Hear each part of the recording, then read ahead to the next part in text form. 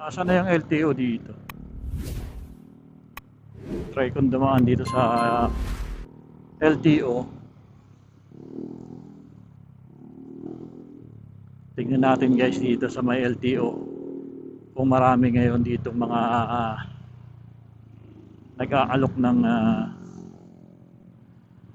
service. Ito, Ariza Town Plaza.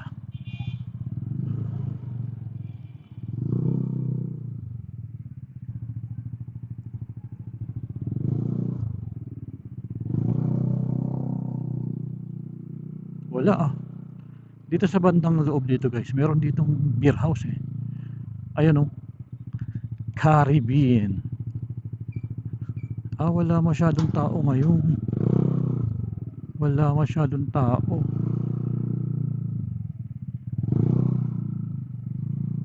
VIP Lodge. Walang tao dito ngayon. Ito, ang ganda nito.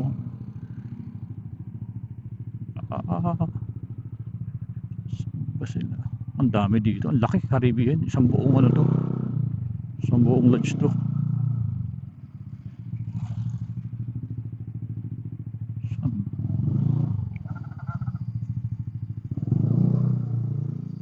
Ito, labasan din to.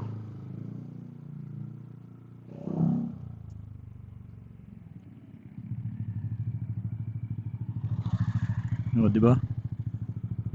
Ito, palabas din to ng highway eh.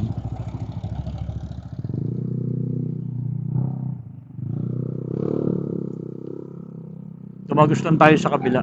Wala masyadong tao ngayon guys.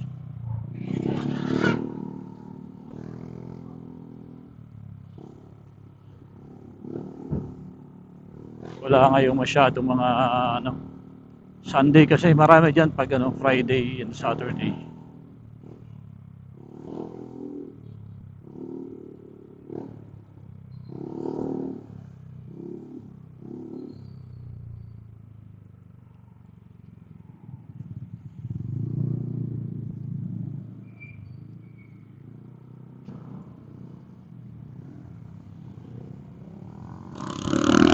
Tayo sa may San Pedro. Doon tayo mangulit. Doon maraming mga chicks. So shoutout dun sa nag-comment sa akin tungkol dun sa mga streets girl, no? Dito sa may San Pedro, Laguna. Nag-request siya na sana raw mayroon pang mga next video. So tingnan natin ngayong gabi mga bossing. Hindi ko matandaan yung pangalan ni sir eh. Tingnan ko Check natin. Tingnan ko kung makikita ko siya. I-check ko lang Pero matagal-tagal na rin kasi yung message niya na yun eh.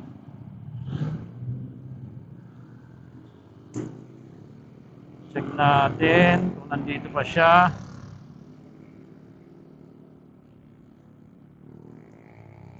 Ayun, ito. Si Sir, ano ba to? Jason. Medyo hindi ko masyado maano yung pangalan eh. Pero Jason siya, Papong. Jason Papong 6128. Ayan, Jason. Tama. Sabi niya, sana next vlog other place naman. Para madami option like Binyan, Muntinlupa or Calamba. Ang dami nang gustong pupuntahan. Mabenta yung mga ganitong vlog. Mabenta yung mga ganitong vlog mo. Madami views. Sana yung ganito karirin mo na vlog. So kay Sir Jason Papong, so hindi po pwedeng karirin to. Nagkakataon lang na kapag dumadaan ako doon sa lugar na kung saan yung napanood ninyo, nagwi-withdraw lang ako, kaya ako nalalaman na mayroong mga tumatambay doon. Then one time, itong napanood mo na video kasi, ito yung time na sobrang dami pang mga minor na tumatambay doon sa kahabaan ng highway na yon. Kaya ako nagbi-video. Pero yung mga matatanda na, I mean yung mga nasa edad na, tamang edad, hindi ko sila binibidyo masyado. Although araw-araw ay gabi-gabi meron doon, pero hindi ko talaga, wala talaga sa plano ko na content sila. Ang ano ko lang yung mga minor, yung mga bata. Kaya ko siya ginagawa ng video para maging aware yung mga taga LGU, lalong-lalo na yung mga taga DSWD na mayroong tumatambay ng mga minor dito sa lugar na to. At sa awa naman ng Diyos, sa ilang beses kong pagdaan dito gabi-gabi, wala nang mga minor, no? Hindi katulad ng mga nakaraang taon na talagang, actually naka ano pa to, 2002 pa yata to, 2003 pa. So ngayon dadalhin kita, Sir Jason Papong, kung nanonood ka, dito sa lugar na kung saan dito yung napanood mo na video.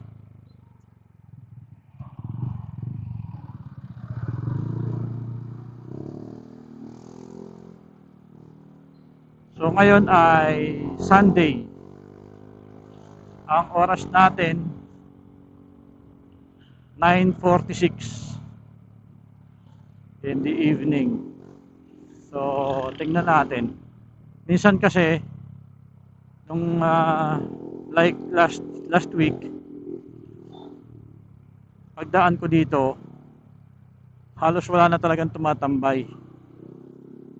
Kasi madalas mayroon ng mga mobile. Ang napansin ko lang, mayroon ditong isang hotel na doon nagtatambay or nag-iipon-ipon. Ito yung Mandabugaw. Asan sila? Hey, asan sila? Asan yung mga chicks dito? Ha? Asan yung mga chicks dito? Baka? Mayroon ba? Mga mayroon? Bibidyo ka eh. Wala lobat yan. Walang mga minor. Saan? Ha? Wala. Ha? Mamaya pa? Anong oras?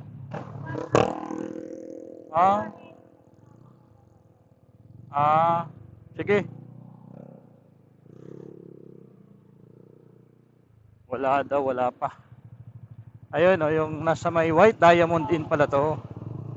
White Diamond Inn. Yan pala yung ano, madaming nagtatambay sa gabi. Yan oh, yun sa loob. Meron ako dito nakausap na matanda dati eh. Ang kalakaran ngayon, kaya hindi na sila makikita sa kalsada, sa highway, ay rekta na sa ano, rekta na sa loob. Kumbaga yung iba online na lang, text na lang.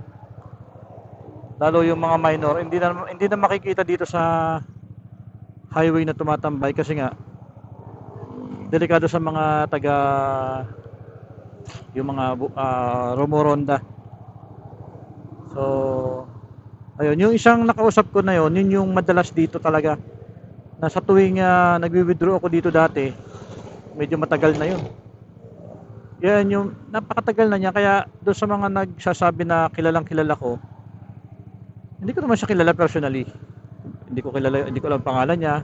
Namumukhaan ko lang siya na sa tuwing dumadaan ako dito o nagwi-withdraw ako dito sa may part ng China Bank BPI dito. Siya yung madalas kong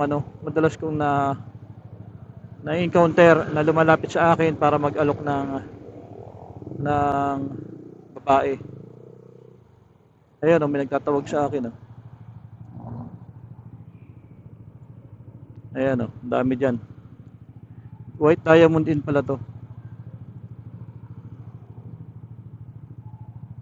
Yan, yung iba dyan rumerekta na talaga sa loob. Kumbaga, yung mga nakikita natin sa labas, mga ano na lang yan, mga bugaw. So yung nagtatanong kung ano yung bugaw, sila yung mga nagtatawag ng mga parokyano. Kumbaga, sila yung nagpe-presyo. Ayan, may mga mobile na dito. Yung mga umiikot. So pag may umiikot na mobile na ganyan, yan, maano sila, Nagsisipasukan na sila sa loob. Yan yung White Diamond Inn. So itong gabi na to, itong lugar na to sa gabi, talagang para sa mga ano to, sa mga tumatambay, mga panggabi.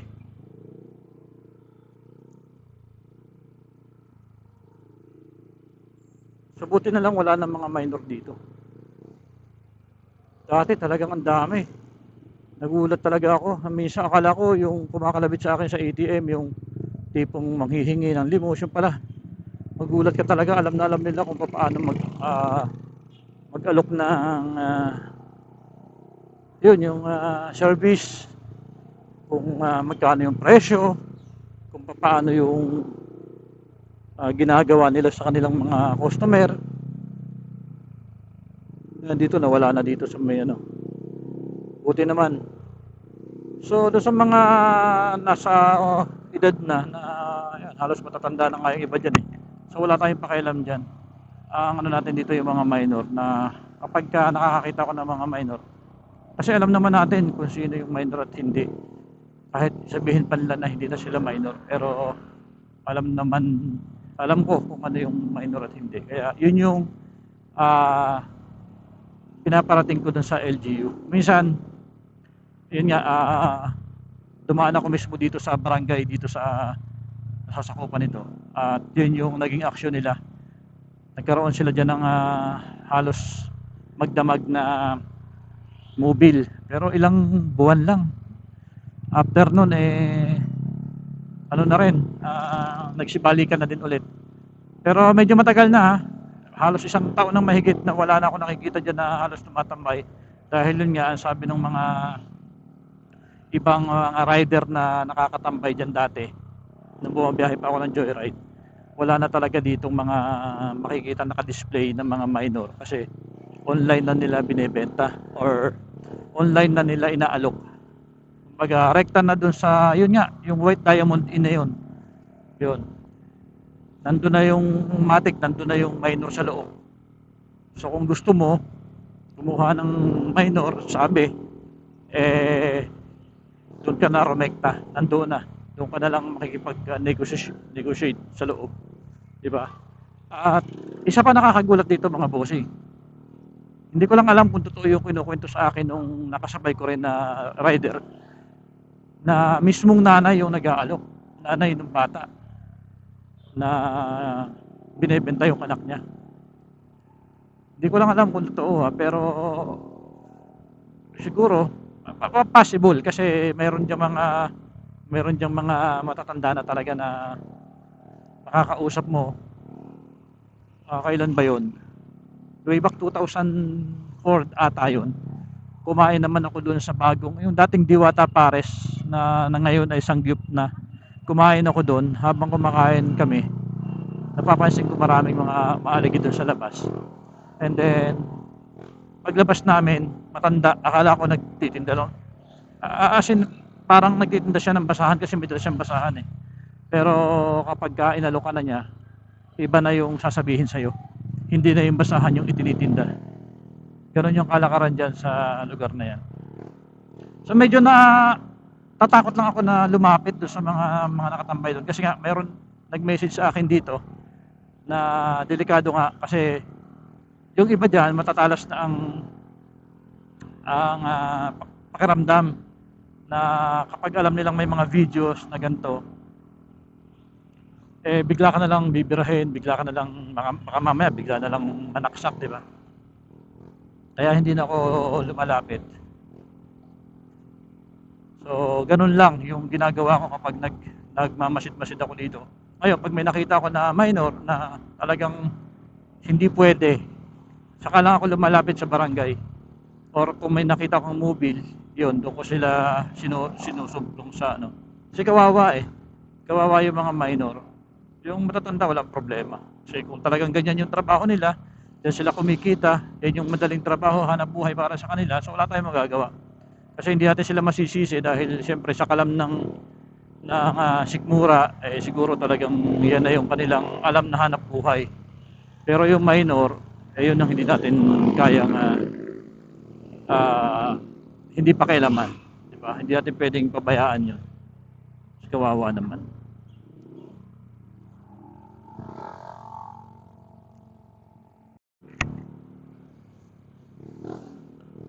So yun, boss Sir Jason Papong. So wala na tayong makitang mga minor yung inaantay mo. Pero kung talagang gusto mong pumunta at napapanood itong video na to ngayon, so dumirekta ka dun sa White Diamond Inn. Kasi nandun sila. Marami sila dun.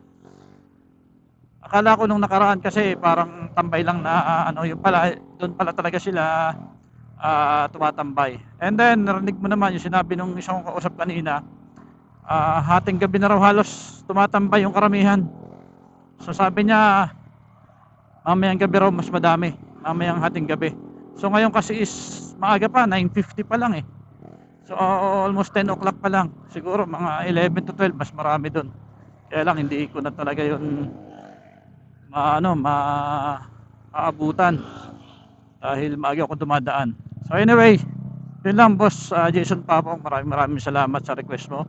And pasensya na, ito lang yung video natin dahil dinaanan ko lang, sinadya ko lang bago umuwi ng bahay. Okay, sa lahat ng mga subscribers ko, maraming salamat sa inyo guys, and sa aking mga silent viewers, thank you so much, and stay safe everyone.